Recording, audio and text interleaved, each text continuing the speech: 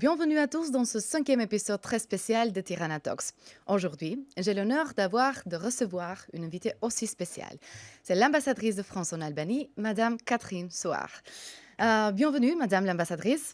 Alors, cet épisode sera entièrement en français et c'est un réel plaisir de vous avoir parmi nous pour partager votre expérience, mais en tant que diplomate, mais aussi l'évolution des relations franco-albanaises, le soutien envers le Collège d'Europe et bien plus encore.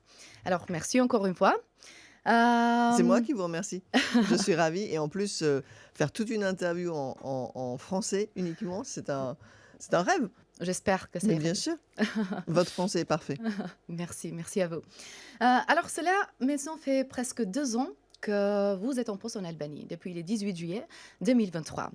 Comment s'est passée votre expérience jusqu'à maintenant? Formidable. Ah, Formidable, c'est une expérience que j'avais souhaitée. mhm. J'ai demandé à venir en Albanie. C'était mon premier vœu, et Pourquoi? parce que je savais que c'était le moment. Parce que je savais que l'Albanie était en pleine évolution et c'est une évolution à laquelle, j'attache beaucoup de prix, l'intégration dans l'Union européenne et j'ai eu l'expérience, dans d'autres pays de ce processus, Mhm, soit avant, soit pendant, soit après mhm. et je savais que ce serait le moment pour l'Albanie. Et quelle a été la découverte la plus surprenante pour vous en Albanie? Sans doute, la diversité Mhm, de l'Albanie dans un petit pays, dans un petit territoire. De la diversité des paysages, la diversité des plaisirs, la diversité de passer de la montagne à la mer, de passer de l'antiquité mhm. à l'ultramodernité. C'est sans doute ça qui m'a le plus Ouais. surprise et je ne mesurais pas avant de venir, je le savais, mais je ne mesurais pas à quel point, l'Albanie est méditerranéenne. La culture de l'olivier, les terrasses de café, voilà, ça j'avais Ouais, ouais. pas complètement, je le situais un peu, mais c'est beaucoup plus vivant et beaucoup plus réel que je ne le pensais. C'est vrai, en fait, l'Albanie a beaucoup à offrir, tant sur le plan culturel que naturel. Alors, est-ce qu'il y a quelque chose qui vous agace un peu? Non, j'aime tout, non, c'est simple, peut-être le fait de Est-ce qu'il est possible d'aimer tout? en fait, oui, je me sens Mmh. familière, je me sens à l'aise, je me sens, bienvenue, je Ouais. me sens utile, donc forcément j'aime. Dans les choses qui pourraient être, plus appréciables, le fait de ne pas, considérer que l'Albanie, est un petit pays qui a besoin, enfin, cette attitude parfois un tout petit peu trop, de sous-estimation de soi, Mmh. de mésestimation, c'est quelque chose qui m'agace parce que je pense que l'Albanie a beaucoup à offrir et puis, disons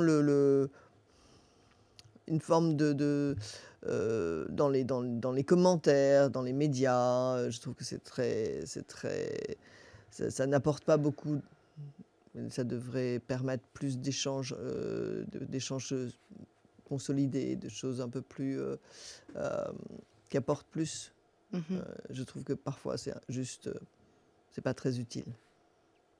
Alors ça, c'est une question très importante et Mmh. à vrai dire, je pense déjà deviner votre réponse. Quelle est votre ville préférée, dans l'Albanie? Ma ville préférée? Ouais, en Albanie. Je suis obligée de dire que c'est Korça. Ouais. Vous êtes tout un petit peu obligé de dire Corcha. Oui, non, mais en fait, j'aime Hem, bien. En vrai, j'aime mmh. bien. Mais je dois dire que je vis à Tirana et que j'apprécie beaucoup de Ouais, ouais, vivre à ouais. Tirana. Je ne vais pas, C'est la mais même pour moi, aussi. mais c'est vrai que, Kocha est une découverte un peu parce que, bien sûr, j'avais lu, quand on est français et qu'on arrive en Albanie, on lit sur Korça forcément, mais je ne mesurais pas à quel Mmh. point, c'était une ville qui et une région qui nous est liée, à quel point la francophonie y est, sensible. C'est aussi une très belle région, Ouais, ouais, ouais. vraiment. Voilà, et j'y vais quand même assez souvent, oui. Ouais. Vous déjà savez que Korça est autrement appelé le petit Paris de l'Albanie Oui. et a une histoire ancienne avec la France, notamment Mmh. pendant la Première Guerre mondiale, Oui. où Korça a été proclamée une région autonome, donc la Mmh. République autonome de Korça, sous le protectorat français. Mmh. Et donc, c'est pourquoi que l'on appelle le berceau de la culture française en Mmh. Albanie. Et l'un des héritages les plus durables, c'est sans doute la création du lycée français de Korça en 1917. Mmh. Donc, en tant que diplômée de cet établissement, qui maintenant s'est appelé la section bilingue, Mmh. près de l'école Raji Chirinji, je peux témoigner de l'impact que cette école a eu sur la euh, préservation de la culture et de la langue française dans ma ville de naissance. Et donc, je suis très heureuse parce qu'on avait une génération de professeurs formidables, très passionnés par la langue française, très passionnés par la Mmh. culture française, comme Violande Stoya et Svetlana Polena, que je salue chaleureusement. Quelle est votre perception, en fait, du rôle de France dans cette période, dans cette époque-là? Et comment vous pensez que ça a impacté, a influencé les relations entre la France et Albanie? Mmh. Alors, je pense qu'effectivement, cette république autonome de Korça, elle est en fait un peu elle a mis elle est le ferment de la République d'Albanie d'aujourd'hui. Mhm. Elle a mis en place à peu près tous les ingrédients de ce que l'Albanie développera plus tard. Et c'est donc une grande fierté. Deux, je pense aussi que, effectivement, vous l'avez mentionné, ce lycée a formé pendant de, de, de, ouais, de 1917 à 1939 pratiquement toutes les élites albanaises. Et pas uniquement de Korça, mais de Mhm. l'ensemble de l'Albanie, puisque c'était un lycée national. Et donc, il a eu un très fort rôle dans la construction d'une éducation et d'un parcours pour toutes ces personnalités qui ont pesé, qui ont apporté beaucoup à la construction de l'Albanie. Euh, En fait, aujourd'hui, ce sont pour nous des fondations sur lesquelles on est en train d'essayer de Mhm. redévelopper un, un- un nouveau partenariat actualisé de ce qu'est aujourd'hui l'Albanie et de ce qu'est aujourd'hui la France dans l'Union européenne. Donc on est en train d'essayer de voir les conditions dans lesquelles on pourrait réétablir un lycée français qui serait en fait un lycée franco-albanais, plutôt tourné... Rétablir? Est-ce que ça, c'est un plan? Oui, c'est un plan. Ah. C'est un plan qui a été porté au moment de la visite du président de la République en octobre 2023, le Premier ministre, enfin plus exactement une délégation de Korça, que dont le Premier ministre a accepté qu'elle soit en direct, si je puis dire, avec le président, et a fait cette demande. A fait cette demande d'étudier comment on pourrait réétablir un lycée français à Korça. Et c'est pour ça que la question se pose, en fait, et donc, du coup, le président a donné son accord pour qu'on étudie Mhm. favorablement, mais qu'on étudie, on n'est au stade de l'étude, les conditions dans lesquelles ça pourrait être fait et pourquoi faire, en fait. Parce qu'on ne peut pas juste... Mhm. C'est pas une question d'entretenir la mémoire. Et le lycée, la section bilingue d'aujourd'hui fait très bien son travail. Donc c'est pas, il faut qu'il y ait une plus-value, il faut qu'il y ait quelque chose de différent. Ah ouais. Et c'est pour ça qu'on est en train d'avoir un plan de travail avec les autorités albanaises sur qu'est-ce qu'on pourrait, en quoi Mhm. ça apporterait quelque chose, quelle serait sa vocation. Elle serait forcément aussi certainement donc franco-albanaise. Il n'est pas question d'avoir un lycée français. En tant que tel, et plutôt orienté vers les sciences et l'innovation, plutôt avec une vocation régionale. Voilà, Ah donc ouais, ce serait ce sont mieux. des plans. Ce sont des plans. En fait, ce sont des plans merveilleux. Mais on adore les deadlines, mais je pense qu'on n'a pas un deadline dans ce Non, cas-là. non, Ok, non, ok, on n'a ok. pas une deadline. On travaille. On travaille. On travaille. Et on travaille avec les autorités albanaises, bien sûr. Ce n'est pas quelque chose qu'on fait nous dans notre coin en disant on veut. Ouais. Non, non, bien sûr que non. Bien sûr que non. Mais le fait que la section bilingue de Korça Mhm. fonctionne toujours illustre aussi Ouais. le rôle essentiel de la diplomatie culturelle Mhm. dans les relations internationales, bilatérales des pays. Mhm. Qu'est-ce que vous en pensez de Alors, la diplomatie culturelle la plutôt diplomatie et le culturelle. rôle de la diplomatie culturelle? La diplomatie culturelle, en fait, c'est de la diplomatie, tout simplement. Ah. Ça, j'en suis convaincue depuis toujours. Et parce que pour construire des relations, il faut aller au cœur de l'autre. Mhm. Et qu'est-ce qui définit le cœur de l'autre, si ce n'est sa langue, sa culture, son histoire? Donc c'est la façon la plus, pertinente de, connaître et de pouvoir développer des relations. C'est par ce qu'on appelle la diplomatie culturelle, mais qui encore une fois pour moi est la racine même de la diplomatie. Mhm. Et cette, quand on dit aussi culturelle, c'est pour le coup un tout petit peu restrictif parce qu'il ne s'agit pas uniquement de langue et de culture ou d'histoire, mais il s'agit bien sûr de tout ce qui finalement correspond à, encore une fois, l'identité. C'est l'influence qui est importante. C'est cette diplomatie d'influence, c'est-à-dire pouvoir mettre en place des projets, des réseaux, des projections qui rassemblent sur autre chose que simplement des aspects purement diplomatiques au sens étroit du terme, de protocole et de Mhm. représentation. C'est en fait aussi beaucoup, pour moi en tout cas, une diplomatie d'action, c'est-à-dire faire des choses, réaliser des choses, les construire ensemble, les élaborer ensemble d'abord. Et c'est ça la diplomatie dite culturelle pour moi. Mais je l'englobe dans quelque chose de beaucoup plus large. J'adore votre réponse. Alors, comment décririez-vous l'évolution des relations entre l'Albanie et la France au fil des années, ainsi que votre mission actuelle en Albanie? Mhm. Quels sont les domaines qui ont le plus grand potentiel pour une Ah. coopération future et comment ça s'est lié avec vos objectifs ici? Mhm, d'accord. Alors d'abord, je pense que ce qui est important de rappeler, c'est que la France a toujours eu des relations avec l'Albanie, qu'elles sont construites effectivement sur Mhm. sur ce socle de Korça, on peut le dire ça comme ça. Qu'elles ont un horizon complètement différent aujourd'hui qui est celui de l'intégration dans l'Union européenne et ça, on ne pouvait pas avoir ce cet horizon, il y a quelques années.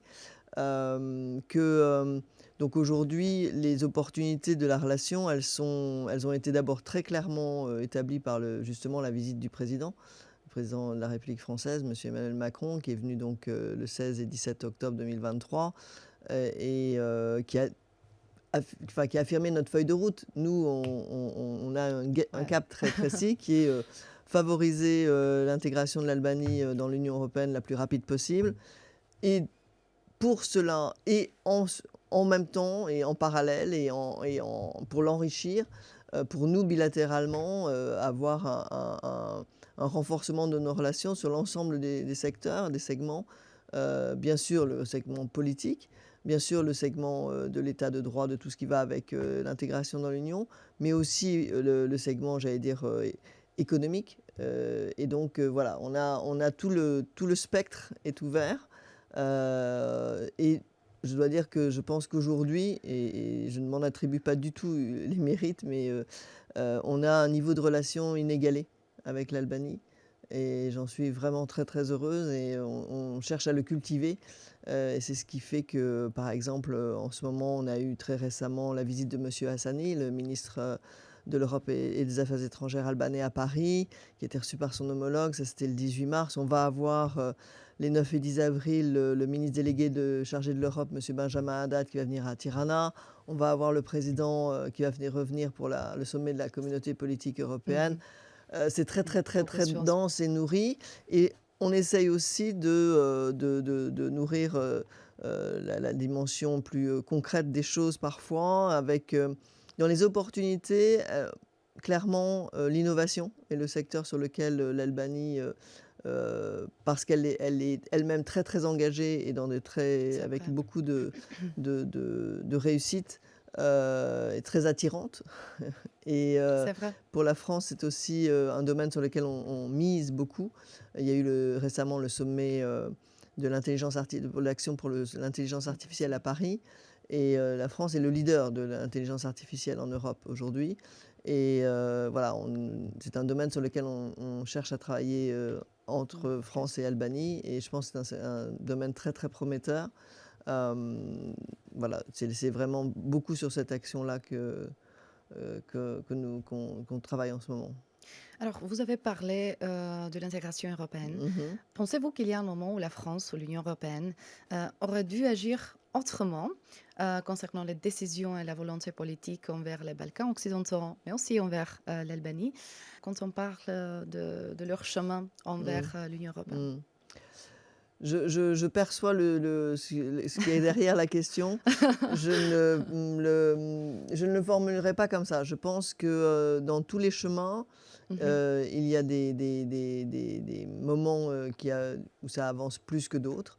Je pense qu'il faut aussi être toujours très clair, le premier, celui qui doit faire le chemin, c'est d'abord celui qui doit faire le chemin. mhm. Donc, je pense qu'il y a eu des moments où, les pays des Balkans occidentaux et peut-être l'Albanie aussi, dans sa façon de faire la transition, dans sa façon de se développer, dans la façon de, ne donner peut-être pas tous les signaux attendus d'une volonté, d'une détermination complète à la transformation de la société. Il a fallu du temps pour que les choses se mettent en place. Et je pense que dans les facteurs, cruciaux de bascule en quelque sorte, il y a eu, la mise en place des réformes, la mise en place de la réforme de la justice. La Rien plus n'aurait pu importante. être fait sans ça, et ce signal-là, bah, le temps que l'écho arrive dans les capitales, il faut un peu de temps. Après, je pense qu'il y a aussi vraiment très clairement, en tout cas de notre part, une prise de conscience, ou en tout cas une affirmation, qui est encore une fois liée, au président de la République, quand il a pris ses fonctions en 2017, s'est inquiété de cette région qu'on a un peu trop traitée comme périphérique.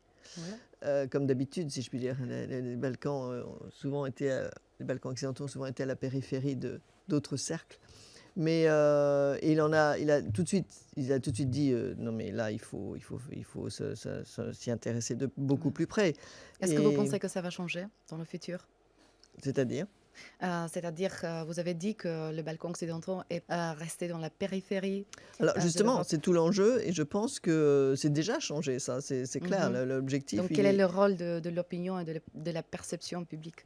ça, c'est encore C'est une un autre. autre c'est encore un autre Ok, angle. je vous laisse. Mais ce que je veux dire, c'est que, à partir du moment où le président a dit, «Cette région ne doit pas rester aux marges, il faut qu'on se S'investissent. s'investisse plus». On a, nous, défini une stratégie interministérielle pour les Balkans occidentaux.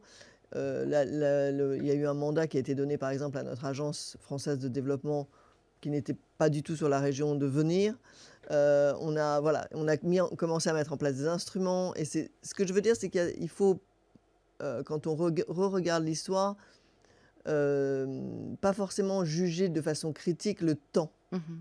Parce que le temps, il est lié à des facteurs très concrets, est-ce que le chemin est prêt? Est-ce qu'on est sur le chemin? Comment est-ce qu'on perçoit le chemin? On ne peut pas complètement dire, on s'est désintéressé. Non, il y a un certain nombre de facteurs ont fait que la perception n'était pas aussi, essentielle qu'aujourd'hui.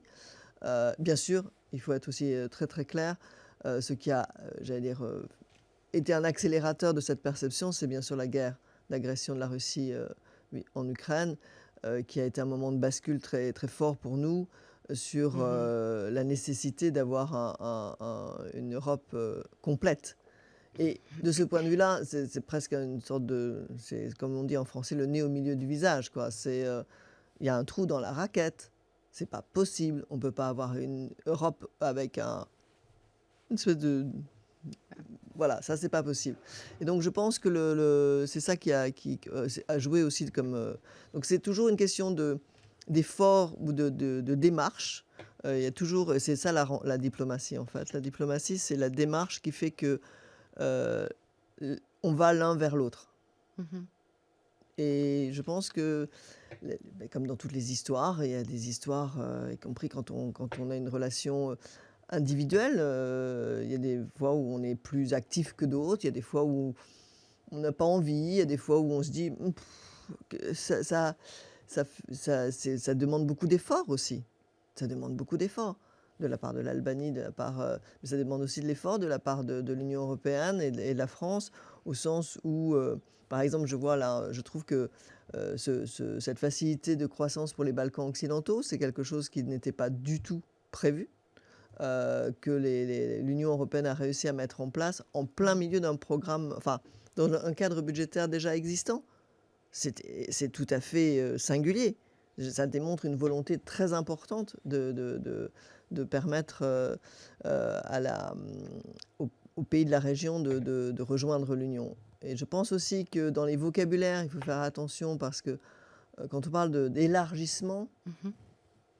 ça donne une notion, voilà, d'extension, et ça montre que c'est loin. Quand on élargit, il y a quelque chose de cet ordre-là. Je pense Ok, qu'il faut vraiment favoriser plutôt la notion de rapprochement, la notion intégration, d'intégration, la question c'est vrai. Je suis tout à euh, fait d'accord. de voilà, il y a pas besoin de rapprocher. Vous êtes là, c'est une évidence. Donc voilà, je pense qu'il y a aussi des questions et c'est pour ça que je revenais sur votre aspect sur les opinions publiques. Oui, c'est un facteur très, très important, très, très important et qu'il faut absolument travailler maintenant, dans la perspective, qui va se rapprocher de l'intégration, par exemple, de l'Albanie dans l'Union européenne. Il faut avoir en tête forcément, et c'est nécessaire, et c'est ce qui fait la beauté, c'est ce qui fait la force de notre union, c'est qu'elle n'est pas une union euh, forcée, elle est une Ouais. union choisie. Et les peuples choisissent avec qui ils veulent être. Et c'est le système démocratique aussi qui est important. Et donc, in fine, quels que soient les résultats et des négociations d'adhésion, et je suis sûr que l'Albanie va faire tout ce qui est possible. Et moi, je suis très optimiste sur sa capacité à tenir l'agenda ambitieux qui a été fixé avec l'Union européenne de clore d'ouvrir tous les blocs d'ici la fin 2025 et de clore tous les chapitres d'ici 2027. Mais il ne faut pas oublier qu'après, ce sont les États membres les 27, qui vont devoir ratifier. Un Et les processus très processus de important aussi. ratification sont ou parlementaires ou par référendum. Et ça veut dire que ce sont les représentations populaires qui décident, ce qui est important, ce qui est normal, ce qui est superbe. Encore une fois, on est une union qui n'a rien à voir avec d'autres unions historiques. Mais où du coup la décision, elle est vraiment celle-là. Donc la question des perceptions et la question des opinions publiques est très importante. Et de ce point de vue-là, je trouve aussi que, par exemple, le fait que l'Albanie accueille le sommet de la communauté politique européenne, qui n'est pas une construction de l'Union, mais le fait que l'Albanie soit de plus en plus sur la carte, et le fait que le Collège d'Europe soit à Tirana, voilà, ça, ce sont des signes tangibles du fait que non seulement non seulement l'Albanie va vers l'Europe, mais l'Europe vient en Albanie. Bien. Et ça, c'est quand même aussi des Une, choses qui permettent de construire la relation autrement. une très bon message. Mais vous avez mentionné la guerre en Ukraine. Mhm. Donc l'Union européenne est en train de traverser plusieurs des crises multiples, on peut Mhm. dire. Donc la guerre en Ukraine, des défis dans le domaine de défense, Mhm. la montée de l'extrême droite. Mhm. Alors, pensez-vous que l'élargissement puisse être un facteur de stabilisation, Ah bah, potentiellement en ouais. 2030? Alors, pour être honnête, je pense que l'Union européenne a toujours fait la preuve de sa grandeur et de sa force et de sa puissance dans les crises. Elle s'est adaptée, toujours. C'est toujours compliqué, ça paraît... Comme, encore une fois, c'est un système qui est unique au monde, où aucune décision n'est imposée, où toute décision est concertée. Ça prend du temps, la concertation. Et oui, l'unanimité n'est pas toujours au rendez-vous. Mais c'est pas une faiblesse. Prendre C'est du vrai. temps de la concertation, du compromis, de la décision où chacun prend une part, ça prend du temps. Donc effectivement, on n'est pas dans le mode déclaratif, populiste, voilà, d'affirmation. On est dans un mode plus construit. mais je pense que l'Union, encore une fois, a des ressources et va trouver le meilleur chemin pour traverser ces crises. Par ailleurs, je pense qu'effectivement, aujourd'hui, la question de la sécurité de l'Europe est fondamentale et que donc oui, il faut absolument avoir des efforts de défense et de réarmement de l'Europe. Et philosophiquement, on peut le regretter, mais il faut être responsable. Et je pense que la conférence qui a eu lieu hier, encore à Paris, montre que l'Europe va sait prendre son destin en main. Et c'est dans ces conditions, il me semble que la réunification de l'Europe, et non pas l'élargissement, est un facteur de stabilisation. On revient dans le Collège d'Europe. Mhm. Alors, vous êtes un tel supporter du Collège d'Europe à Tirana, étant présent tout au long de cette période. Les cours de français que nous avons sont rendus possibles grâce à vous. Chaque fois que l'ambassade française organise des événements, nous y sommes, car vous nous y invitez toujours, à chaque fois. Que ce soit à la résidence française ou au Cube de France, dans la pyramide de Tirana. Que signifie pour vous l'établissement du Collège d'Europe à Tirana? Ah bah c'est le signal, c'est le signal. C'est encore une fois, c'est l'Europe qui vient en Albanie. Et puis il faut rappeler que Collège de Bruges Collège d'Europe à Bruges a été créé en 1949, avant même l'Union. Avant même l'Union. Avant même l'Union. Et ça, c'est très important C'est quand à dire. même C'est extraordinaire. fascinant. C'est quand même extraordinaire. Ça montre à quel point j'allais dire, cette perspective d'éducation, cette perspective d'échange, cette perspective est celle qui permet de faire les choses in fine. Donc, et puis on a ouvert l'antenne à Natoline en Pologne en 1992, et c'était le signal du changement et de l'élargissement à l'Est, et de la réunification là aussi de l'Europe. Et donc le fait que le Collège d'Europe ouvre à Tirana en 2024, c'est le signal attendu de ce qui va se faire, c'est-à-dire que l'Albanie et la région vont rejoindre l'Europe. Donc d'abord c'est ça, pour moi c'est pour ça que c'est enthousiasmant, c'est un signal. Deux, c'est un vecteur très puissant. C'est très dur le Collège d'Europe, les études au Collège d'Europe. C'est un vrai challenge, c'est un vrai défi. Et c'est un défi qui se construit aussi dans la relation qu'elle construit entre les membres. Quand on a fait Collège d'Europe, on garde les contacts, toujours, toujours, toujours. Et c'est un vivier extraordinaire de construction et d'alimentation des institutions européennes. C'est aussi un vivier pour les diplomaties des différents pays. Et je pense que c'est là, en l'occurrence, en tout cas, c'est voilà, avoir des jeunes de Suède ou de France ou d'Allemagne qui viennent faire leurs études en Albanie avec d'autres étudiants de la région.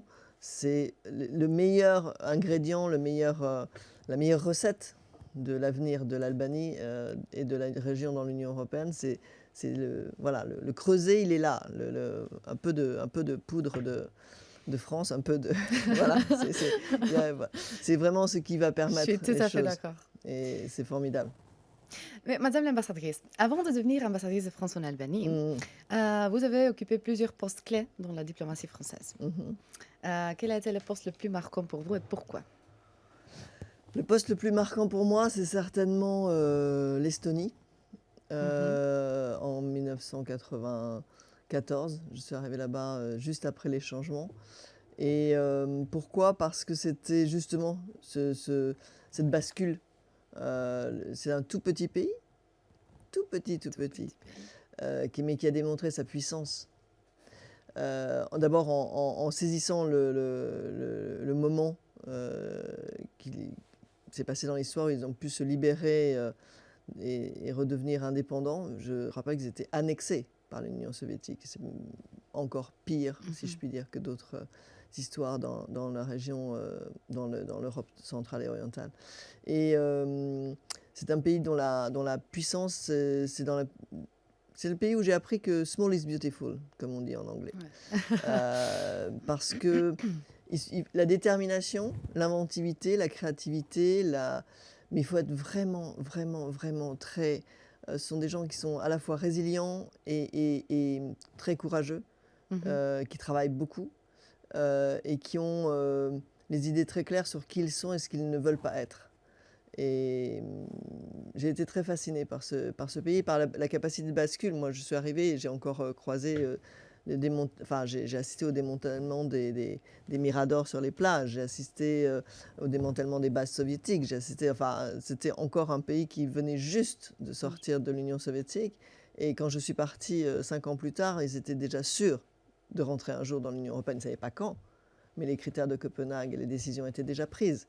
Voilà. Donc, voilà, c'est cet effet de bascule, cette capacité à faire, à se prendre en main, à délivrer, comme on dit. Et puis l'humilité aussi de se dire qu'on a une chance dans l'histoire, il faut la saisir. Et, et puis j'étais un peu naïve, moi, à l'époque. J'ai pensé que, voilà, la chute du mur, 1991, l'Union soviétique, voilà. Tous ces éclatements et cette bascule faisait que le monde aurait changé définitivement. Moi, j'étais de ceux qui pensaient Mhm. que ça y est, on avait changé le monde et que le multilatéralisme, voilà, que tout ça allait être... on allait vers des horizons beaucoup plus heureux. Et les Estoniens avaient déjà dans l'idée, ils l'ont toujours eu que, en tout cas ceux que je connaissais, que tout ça était une fenêtre d'opportunité à saisir, mais que la porte allait se refermer. Et ils ont eu raison. Et je suis triste qu'ils aient eu raison. Mais en tout cas, je sais que ce sont des gens qui apportent beaucoup Mhm. à l'Union aujourd'hui. Est-ce qu'il y a une histoire qui vous avait marqué?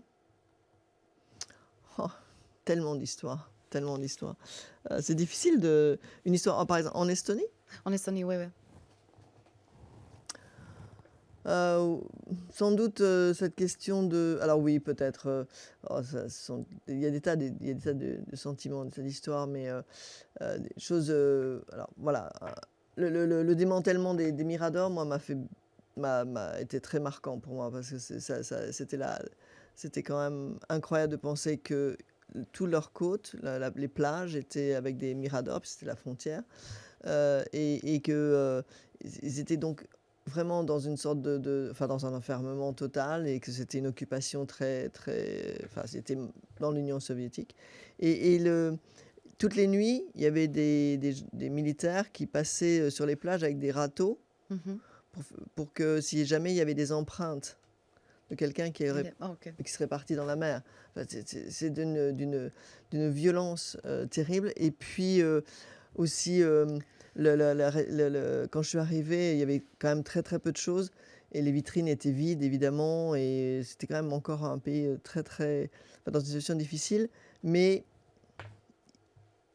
les vitrines étaient décorées avec une branche de pin, avec une fleur, quelque chose pour que ce ne soit pas vide. Et je trouvais que c'était tellement... euh, ça traduisait tellement ce que ce pays représente aussi aujourd'hui. C'est-à-dire qu'ils mettent tellement de choses en œuvre pour Mhm. faire... Ouais, non, c'est une expérience très marquante. Mais qu'est-ce qui vous a attiré vers cette voie, Vers quelle voie?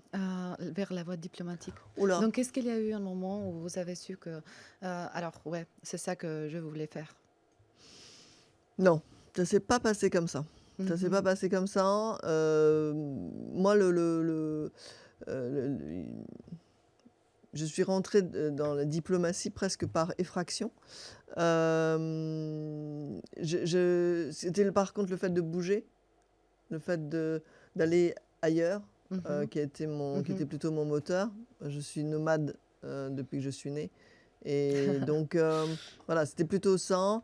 Et par contre, non, c'est un concours de circonstances qui fait qu'à un moment donné, j'ai commencé à travailler pour le compte du ministère, puis après dans une partie des actions du ministère. Et à la fin, j'ai intégré le ministère et je suis devenue une diplomate. Mais je pense que je l'ai été toujours, en vrai. Quelle est la plus grande idée reçue sur la vie d'un diplomate? Ah, c'est vrai. Est-ce qu'il y en a beaucoup? Il y en a beaucoup, il y en a beaucoup. Il y a une campagne de pub en France qui nous a fait beaucoup de mal, qui est vous savez, les Ferrero Rocher? Ce sont des sortes de chocolat Ouais, ouais, ouais, ouais, ouais, ouais, ouais, ouais. avec un papier en Mmh mh, or mmh. autour, machin.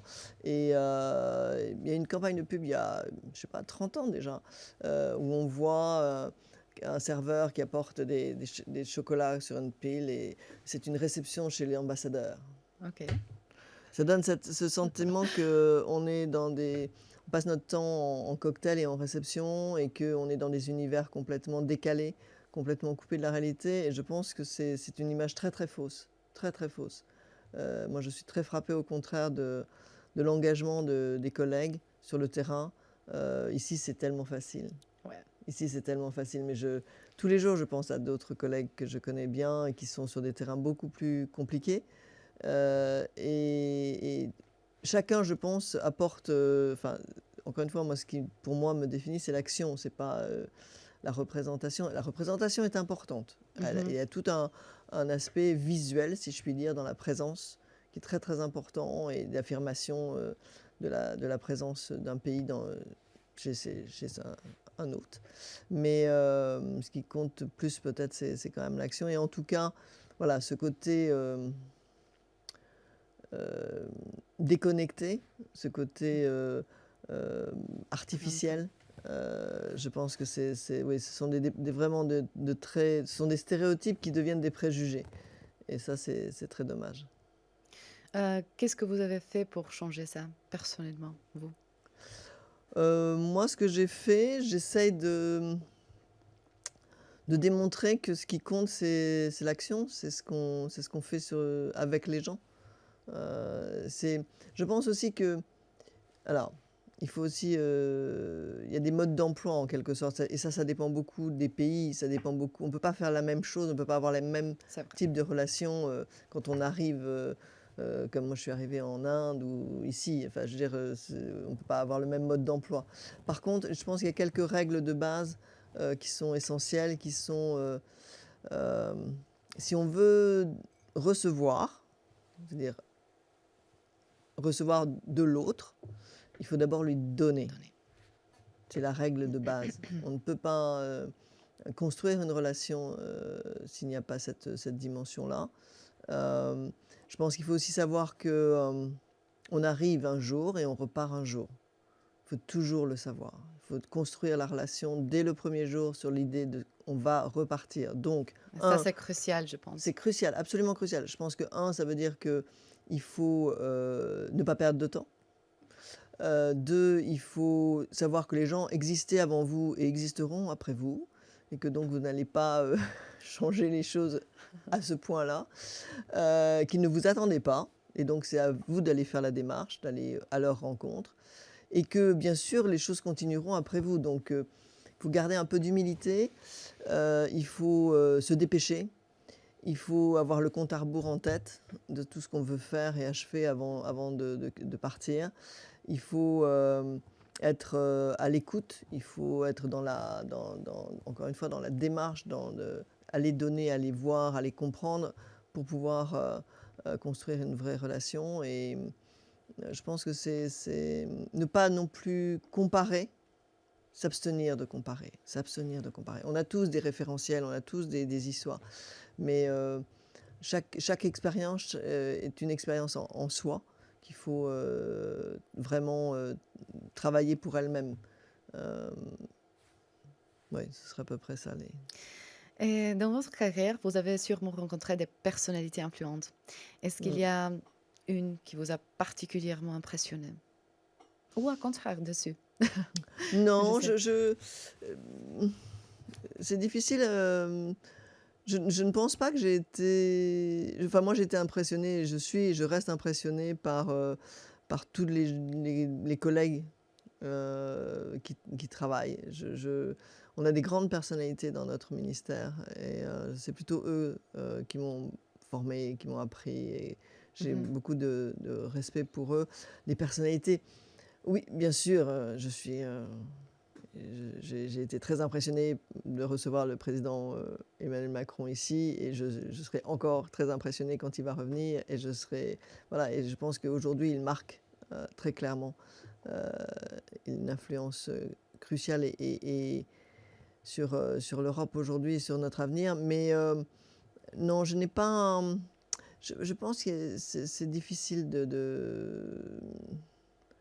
je non, je ne saurais de pas nommer trouver quelqu'un. ouais, nommer quelqu'un. C'est plus l'accumulation il y a des profs de français dans les classes qui m'ont impressionné. Il Ouais. y a il y a des étudiants qui m'ont impressionné. Il y a des paysans qui m'ont impressionné. Il y a les rencontres ne sont pas catégorielles. Enfin, c'est pas. euh, je trouve que c'est difficile. C'est plus encore une fois un enrichissement et une accumulation et Je nommer comprends. une personne, c'est difficile. C'est difficile. Ce Trop de serait le même richesse. cas pour moi. Ouais. Je vous comprends. Alors, tout au long de votre carrière, quelle est la leçon la plus précieuse que vous avez apprise sur l'art de diplomatie? Hmm. Parce que D'abord, je ne suis pas sûre OK, enfin, dans mon vocabulaire à moi, c'est pas un art. c'est pas un art. Non, C'est quoi? c'est Vous le définirez comment? c'est une action, c'est une mise en œuvre, c'est une relation, c'est un savoir-faire, c'est un savoir-être, c'est une vocation éventuellement, c'est une mission, c'est art. Art, ça donne une sensation peut-être trop précieuse, trop... Et il y a tellement de façons de faire. Je, suis- je ne suis pas sûre que le vocabulaire art de la Ah, diplomatie me convienne. En tout cas, les... mais vous devez négocier, parler. Et Oui, ça, c'est un petit peu de l'art, je dirais. c'est un savoir... Pour moi, c'est un savoir-faire. Moi, je Mhm. suis un Vous avez artisan. dit savoir-faire, savoir-être. Oui, C'est... c'est pas... Mhm. Ce que je veux dire par là, c'est que dans art, pour moi, il y a un côté un peu trop précieux, un peu trop... parce que ça renvoie à des codes, parce que ça renvoie à des... pour moi, non, je suis plus c'est plus artisan que artiste. Artistique. Artiste. Ouais, Ah, ok, il j'ai y a cette compris. Ouais. nuance-là. Et puis, je pense que encore une fois, le savoir, le savoir-faire, le savoir-être, le faire savoir, tout ça, ce sont Mhm. des choses qui comptent énormément dans la diplomatie. Puis, il faut aimer aller au contact des autres. Je pense que la qualité numéro un pour être dans la diplomatie, c'est d'avoir envie d'être au contact des autres et de les respecter et d'essayer de les comprendre, d'essayer de construire des Mhm. choses et puis aussi promouvoir nos intérêts, en ce qui me concerne, les intérêts de la France, les intérêts de l'Union européenne, les intérêts de notre système de valeurs et ne pas avoir peur de les défendre, de les affirmer. On n'est pas uniquement dans le relationnel, j'allais dire, pour le plaisir, on doit être aussi dans le relationnel pour l'affirmation. J'ai plusieurs collègues au collège en fait qui souhaitent suivre la voie diplomatique. Mhm. Quels sont vos conseils pour eux? Oh, s'ils en ont envie de le faire. C'est Ouais. aussi simple que ça. Euh, je pense qu'aujourd'hui, être au Collège d'Europe, c'est déjà une étape qui leur donne beaucoup d'outils pour ça. Après, je pense aussi qu'il n'y a pas qu'une seule façon de faire de la diplomatie. Et encore une fois, ils peuvent passer selon leur pays les concours. Je pense que c'est souvent le cas, c'est qu'il faut, pour rentrer dans la diplomatie dans de nombreux pays, il faut passer des concours. Et là, ils sont particulièrement bien armés après avoir fait le Collège d'Europe. Mais ils peuvent aussi, j'allais dire, dans d'autres formules, travailler aux relations internationales Ouais, ouais. dans d'autres versions, c'est-à-dire, je ne sais pas, s'engager dans des grandes organisations internationales, s'engager dans des projets qui portent l'international. Donc, mais bon, pour être dans la diplomatie, oui, je crois que la plupart du temps, il faut quand même d'abord passer des concours. Ouais.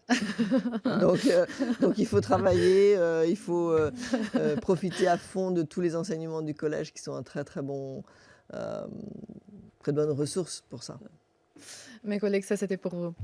Alors, on doit aller conclure Mmh mh. et je vais vous poser une question que, en fait, je pose, dans tous les épisodes, qui est liée avec, votre livre ou auteur préféré de tous les temps? C'est simple, Albert Camus. Albert Camus. Mmh. Alors, Et plus l'étranger? spécifiquement, non, La Non, pas Peste. le mi ah OK, OK. Mmh. Et je pense que c'est beaucoup d'actualité. Pourquoi? Parce que c'est une œuvre qui renvoie à la question de la peste, de ce qui de la comment on va dire? D'une maladie qui gangrène la société, et il y a ceux qui résistent et ceux qui ne résistent pas, et en même temps tout est humain, et puis il y a le fait qu'il faut aller jusqu'au bout des choses, et qu'il y a des choses auxquelles il faut effectivement, de toute façon, résister. Mais c'est pas un jugement non plus, c'est-à-dire ça donne enfin, l'humain, et l'humanité, sont au cœur aussi de cet ouvrage, et ouais, pour moi, c'est sans doute le livre qui m'a le plus marqué de toujours, et que j'ai toujours, conservé avec moi. Merci, merci pour cette recommandation. Alors, apparemment, nous sommes à la fin. Je vous remercie C'est moi. pour avoir pris le temps pour partager avec nous votre expérience, ainsi que votre précieuse réflexion. C'était un véritable honneur pour moi. Moi, c'était un plaisir, encore une fois, de le faire en plus en français. Bravo pour, votre niveau de français qui est tout à fait extraordinaire, et puis, bravo pour le Collège d'Europe, bravo pour, Ah, tout ce que vous faites. Bravo pour les Tirana Talks, merci, merci à qui vous. sont une très belle initiative, et j'espère que, tout ça se permettra de mieux faire comprendre, ce que nous faisons aussi, ce qui nous Ouais, sommes et ce que nous faisons. je suis certaine que ça va être le cas. Alors, merci à tous pour avoir suivi Tirana Talks. Je vous laisse sur cette note. À la prochaine et continuez à vous battre pour un meilleur demain.